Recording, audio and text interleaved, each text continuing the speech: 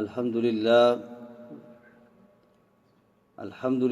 نحمده ونستعینه ونستغفره ونؤمن به ونتوکل علیہ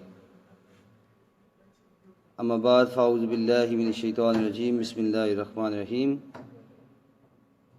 وَإِنَّكَ لَعَلَىٰ خُلُقٍ عَظِيمٍ ثم قال رسول اللہ صلی اللہ تعالی علیہ وآلہ وسلم انما بعثت لأتمم حسن الاخلاق قال رسول اللہ صلی اللہ تعالی وسلم فی مقام آخر انما بعثت لأتمم مکارم الاخلاق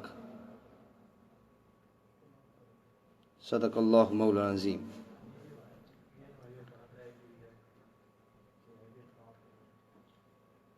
سامعین ذی احتشام، آج کے جمعۃ المبارک میں ہم نے وہ اخلاق سیکھنے ہیں جو اخلاق کریمہ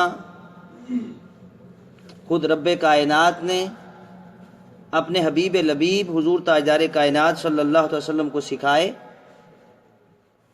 اور پھر ان اخلاق کریمہ کی صورت میں جو حضور اسلام کو ایک درس ملا اور آپ کی شخصیت کے اندر جو نکھار پیدا ہوا، اس کو پھر کائنات میں بسنے والے مومنین کے لیے اللہ رب العزت نے نمونہ بنایا۔ تو اخلاقیات کے حوالے سے جو ہمیں دین اسلام نے تعلیم دی، اس کے حوالے سے چند معروضات آپ کے سامنے پیش کروں گا۔ اخلاق کیا ہے؟ خلق سے مراد کیا چیز ہے؟ امام غزالی رحمۃ اللہ تعالی علیہ آپ فرماتے ہیں کہ خلق انسان کی اس حیت خاصہ اور عادت راسخہ کا نام ہے کہ جس کی وجہ سے، جس کے باعث، جس کے سبب بغیر کسی فکر و توجہ کے نفس اعمال سرزد ہو جاتے ہیں۔ یعنی اخلاق ایک ایسی چیز ہے کہ ان کے کرنے میں وہ اپنے نفس پر زور نہیں دیتا، جان بوجھ کے نہیں کرتا، بلکہ وہ عادتیں اس کے اندر ایسی راسخ ہو جاتی ہیں کہ کبھی بھی غلطی کا احتمال بھی نہیں پایا جاتا۔ یعنی ایک بندہ سچ بولتا ہے، یہ اس کا اچھا اخلاق ہے، وہ ہمیشہ سچ بولتا جائے گا۔ ایک بندہ دوسروں کی مدد کرتا ہے،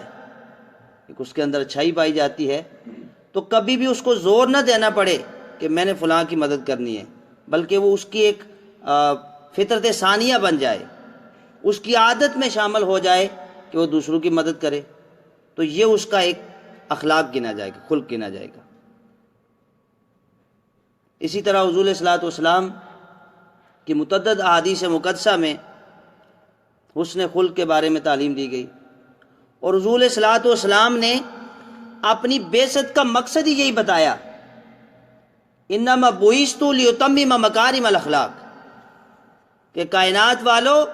مجھے تو اس کائنات میں مبعوث ہی اس لیے کیا گیا ہے، مجھے اس لیے بھیجا گیا ہے تاکہ میں اچھے اخلاق کی تکمیل کر سکوں۔ اخلاق کو پائے تکمیل تک پہنچانے کے لیے میرے نبی کریم کی بعثت ہوتی ہے۔ اور عرب کا وہ معاشرہ جہاں پر ہر طرف ظلم و ستم تھا، بربریت تھی، جبر و تشدد تھا، دہشت گردی تھی، ڈاکہ زنی اور چوری تھی، شراب نوشی اور زناکاری تھی، جہاں پہ ہر طرف ظلم ہی ظلم تھا، انسانیت درد کی باہوں میں کرا رہی تھی، اور بنت حوا کی چادر تار تار ہو چکی تھی، وہاں پہ اللہ رب العزت نے اپنے حبیب کو مبعوث کیا، اور ایسے اخلاق کریمہ سے ان لوگوں کی تربیت کی کہ پھر کائنات والے ان کی مثالیں پیش کرنے لگے۔ تو ہم احادیث کی طرف چلتے ہیں جو حضور اسلام نے اخلاقیات کا درس دیتے ہوئے ہمیں ارشاد فرمائی۔ عن عائشہ رضی اللہ تعالی عنہا قالت قال رسول اللہ صلی اللہ تعالی علیہ وآلہ وسلم ان من اکمل المؤمنین ایمانا احسنهم خلقا وألطفهم بأهله، رواہ ترمذی۔ حضور علیہ الصلوۃ والسلام نے ارشاد فرمایا، جس کو سیدہ عائشہ صدیقہ رضی اللہ تعالیٰ عنہا نے روایت کیا، آپ فرماتی ہیں کہ حضور تاجدار کائنات صلی اللہ علیہ وسلم نے ارشاد فرمایا کہ مومنوں میں سے کامل ترین مومن، سب سے اعلیٰ ایمان والا، مومنین میں سے بہترین مومن وہ ہے جو بہترین اخلاق کا مالک ہو، جس کے اخلاق اچھے ہوں وہ سب سے اچھا مومن ہے۔ یعنی کوئی اگر نماز پڑھتا ہے، روزہ رکھتا ہے، حج کرتا ہے، زکوٰۃ کرتا ہے، یہ اس کی عبادت ہے، لیکن اللہ کی عبادت کرنے کے باوجود اس کے اخلاق اگر اچھے نہیں ہیں، اس کی دوسروں کے ساتھ ڈیلنگ اچھی نہیں ہے، جھوٹ بولتا ہے، فراڈ کرتا ہے، دھوکہ دہی سے کام لیتا ہے، تو حضور نے یہ نہیں فرمایا کہ نماز کی وجہ سے وہ میرے قریب ہو جائے گا، وہ تو اس کے اوپر فرض ہے، اس نے پڑھنی ہی پڑھنی ہے، لیکن حضور نے فرمایا جو اخلاق میں اچھا ہوگا وہ سب سے بہترین انسان ہوگا۔ اور پھر فرمایا کہ اور اپنے اہل و عیال کے ساتھ انتہائی نرم ہے،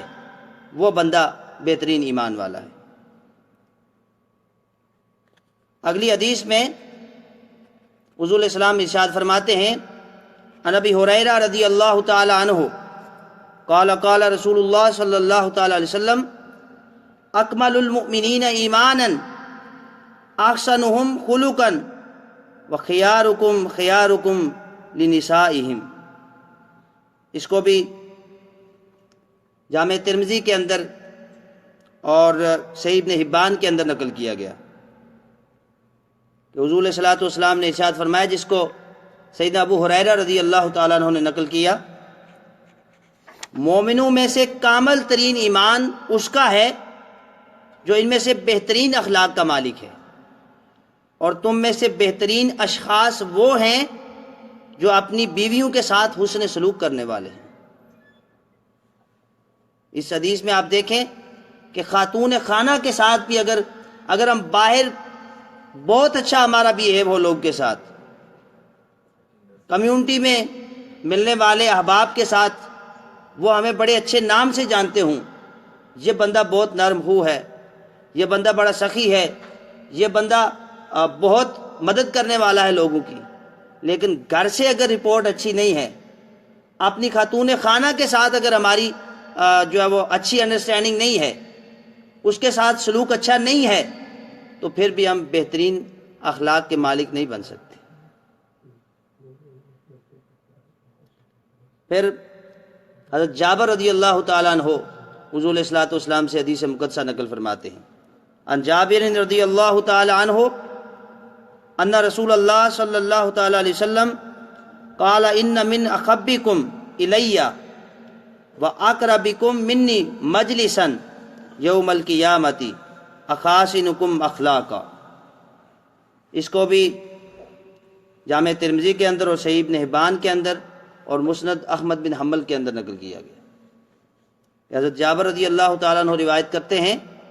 کہ حضور نبی اکرم صلی اللہ تعالی وسلم نے ارشاد فرمایا، تم میں سب سے زیادہ پیارے اور قیامت کے دن میرے نزدیک ترین بیٹھنے والے وہ لوگ ہیں جو تم میں سے اچھے اخلاق کے مالک ہیں۔ قیامت کے دن، اور ایسا دن جس میں نفسا نفسی کا عالم ہوگا، ہر کوئی اپنے گناہوں کے بوجھ تلے اپنے پسینے کے اندر شرابور ہوگا، اور اس وقت سورج سوا نیزے پہ ہوگا اور زمین تانبے کی ہوگی۔ ایسے میں انسانیت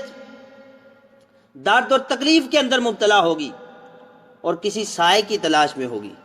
تو حضور فرما رہے ہیں کہ جو بندہ اچھے اخلاق کا مالک ہوگا وہ قیامت کے دن میرے ساتھ ہوگا، میرے سب سے زیادہ نزدیک ترین انسان وہ ہوگا جو تم میں سب سے زیادہ اچھے اخلاق کا مالک ہے۔ اور پھر عن عائشہ رضی اللہ تعالی عنہ قالت سمعت رسول اللہ صلی اللہ تعالی علیہ وسلم یقول ان المؤمن لا یدرک